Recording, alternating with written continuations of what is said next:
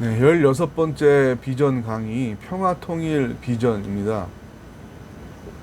우리나라와 북한 통일이 언제 될 수 있을까? 요즘은 그 질문을 하는 사람을 별로 보기가 힘든 것 같아요. 저는 이제 2000년도에 동안교회 청년부를 지도할 때 문화선교부와 청년부 두 부서를 제가 지도를 했는데, 그때 이제 예수전도단에서 부흥2000 콘서트를 전국을 했고, 마지막으로 서울의 콘서트를 우리 종합교회하고 경희대에서 야외에서 그렇게 콘서트를 했습니다.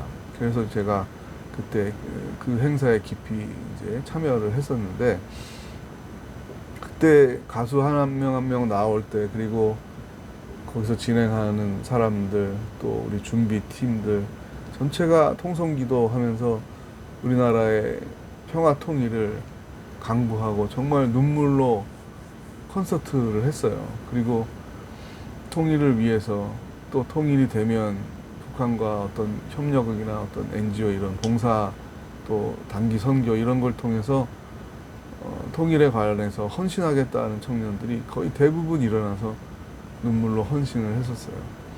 근데 그 이후 2010년대 때부터는 통일에 대한 세미나도, 대규모 집회도, 또 수련회 뭐 특강 강사로 불러주는 것도 또 별로 그렇게 하는데도 단체도 별로 없는 것 같아요. 그만큼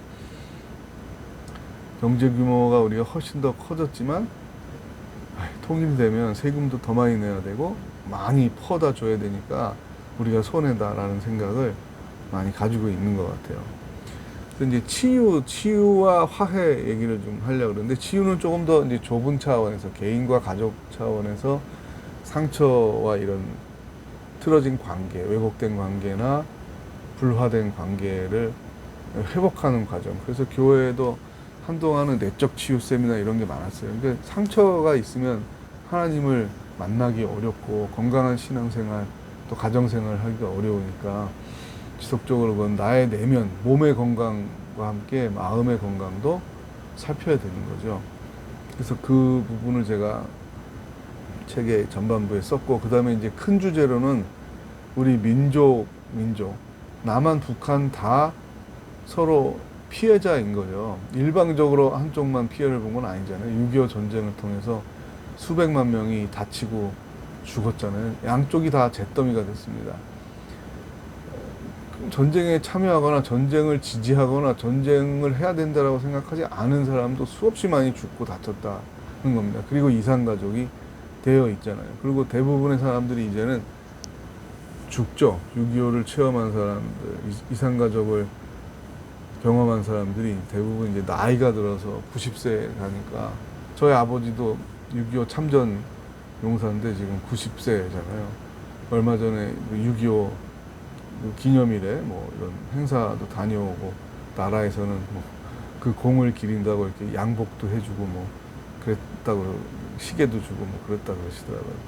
그런데 지금도 암담하잖아요. 북한은 핵 개발과 군비 증강을 통해서 자신의 어떤 권력을 유지를 하고, 이 북한에 대한 이 시스템, 체계를 건드리지 말아라 라는 그런 시위를 계속 하고 있는 거고, 뭐 한국, 미국, 일본, 그다음에 러시아, 중국, 북한, 이 양자의 이런 대결 구도로 한반도를 중심으로 돼 있잖아요. 그러니까 세계의 가장 큰 화력이 밀집돼 있는 거고, 3차 대전은 일어나면 여기서 일어난다, 이런 얘기들을 많이 하고 있는 거죠. 가장 하나님 보시기에도 가장 안타까우며 동시에 위험한 것이 남북한이죠. 같은 민족, 같은 언어를 사용하는데 분단이 되어 있는 지구상의 유일한 나라가 우리 민족, 우리 나라들이잖아요. 북한, 남한이잖아요. 그 여러분, 하나님 입장에서도 이게 먼저 하나님을 믿고 고백하고 있는 기독교인들에게 아무 말씀이 없겠어요. 아무 바람이 없겠어요. 그 바람이 나타나는 게 비전이라면은, 통일을 위해서 어렵고 막연하고 너무나 많은 돈이 들지만, 참 어려운 문제죠. 하나님의 지혜와 수많은 역사의 이런 참여자들 통해서 이 한반도의 과제를 이게 어떻게 보면 인류의 과제죠. 인류의 최대 과제, 가장 위험한 인류의 문제. 핵전쟁이 일어나도 가장 위험한 곳이잖아요. 한 가족이, 형제가, 저희 장인어른 같은 경우도 북한 함흥 분인데, 이제 그때 청소년이었으니까 학도병으로 막 징집을 해서 총알바지를 쓰니까 서울에 고모 집에 가서 한두 달 있다가 전쟁이 끝나면 올라와라. 그리고 밑에 동생은 이제 한참 어리니까 군대로 끌고 가지는 않으니까 이제 장인어른만 혼자 내려 보낸 거예요. 한두 달 있으라고 내려왔는데 지금 몇 년이 됐습니까? 1950년부터 지금 23년이면 73년째잖아요. 73년. 그때 15살이 지금 90세예요.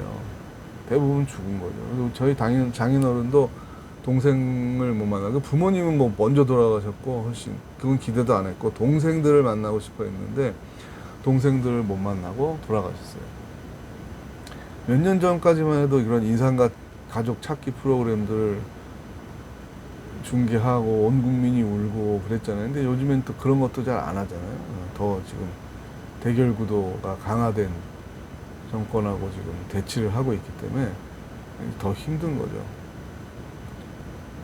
어떤 한두 사람이나 뭐 대통령이 아이디어를 내가지고 바로 통일이 되고 이렇게 간단한 문제가 아니겠죠. 이것은 정말 세계가 움직여야 되는 가장 큰 현안인데, 우리가 할 수 있는 게 뭐가 있겠어요. 통일의 미션을, 비전을 망각하지 않아야죠. 포기하지 않아야 되죠. 갈렙이 가나안 땅을 달라는 그 비전을 포기하지 않고 45년을 기도했던 것처럼 어쩌면 우리는 더 긴 장기적인 비전을 요구받고 있습니다.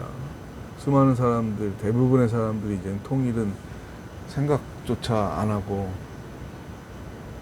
그걸 위해서 수련회와 세미나, 기도회를 하지 않는, 이미 한국교회 대부분은 관심이 없는 그런 이슈가 테마가 돼버렸지만, 통일은 이루어져야 될 사명이고, 그리고 이 평화의 원리를 가지고 있는 사람들은 바로 우리 기독교인이잖아요. 에베소서 2장에 나와 있지만 막힌 담을 하셨네. 우리가 찬양도 많이 하잖아요. 주는 평화, 막힌 담을 하셨네. 거기 에베소서에 보면 이런 표현이 있어요. 자신의 몸으로 그 막힌 담을 허물었다. 망치로, 총칼로 허문 게 아니라 자신의 몸을 들여 화해와 평화를 이루어냈다는 거죠. 그러니까 비폭력 평화운동, 예수 그리스도를 통해서 지금 현대의 미국에서 일어났었던 마르틴 루터 킹 주니어의 비폭력 저항운동의 정신처럼 우리도 평화, 통일 비전을 그냥 힘으로 제압해서 폭격해가지고 싹 죽이고 항복을 받아낸다. 이게 어떻게 보면 제일 쉬운 방법이고 간단한 방법일 수도 있죠. 힘을 길러서 무찌르면 되는 거지만, 그러면 양쪽에 또 죽어야 되는 사람들 그냥 한 번에 하루 만에 항복 그리고 통일이 되겠어요? 양쪽에 있는 핵무기 말고 재래식 무기만 다 쏴도 수백만 명이 사망한다고 얘기를 하고 있지 않습니까? 그러니까 우리 감정적으로는 그냥 금방 호전적이 될 수 있는데 절제해야 돼요. 말하는 거 조심해야 되고, 북한이 뭐 미사일을 실험해서 발사했다 그러면 저것도 폭격해서 다 죽여버려야지, 이런 말을 쉽게 기독교인들이 하는 거를 들어요. 그건 아니죠. 하나님도 그렇게 안 하고 있고 참고 있는 거잖아요. 북한 또 평양이 놀라운 거는 동방의 예루살렘이라는 칭호를 들었을 정도로 100여 년 전에는 장로교, 개신교가 오히려 거기서 크게 부흥을 하면서 그 사람들이 유교를 통해서 내려오면서 대한민국에 이렇게 개신교가 주류 종교로 1000만 명이나 되는 놀라운 성장을 하게 된 거잖아요. 우리 장로의 신학대학교도 그 전신이 평양신학교예요. 그래서 장로의 신학대학교의 역사를 계산할 때 평양신학교 1907년에 평양신학교부터 이래로 해서 이렇게 계산을 합니다. 그만큼 북한도 하나님이 안타깝게 여기는 자식인 거죠. 손가락 10손가락 하나 깨물어 안 아픈 게 없다는 것처럼 하나님의 시선으로 보는 노력이 비전을 갖는다는 거잖아요. 비전을 갖는다는 거잖아요. 우리의 상식과 우리의 생각, 우리의 감정으로 판단하고 결정하고 행동으로 하는 거는 기독교의 비전이 아니죠. 하나님의 생각, 하나님의 뜻, 하나님의 시선을 가지려고 노력하는 게 기독교 비전의 자세이고 또 사명이고 목적이겠죠. 그런 눈으로 자꾸 우리가 이 땅에 허리가 잘려있는, 분단되어 있는 유일한 민족, 한민족을 바라보시는 하나님의 마음과 시선을 교감하려고 기도하고 또 묵상하는 우리 현대 기독교인들이 되면 좋겠습니다. 평화통일 비전을 잊지 않고 기억하는 우리 기독교인들, 비전의 사람들이 되면 좋겠습니다. 다음에 만나요.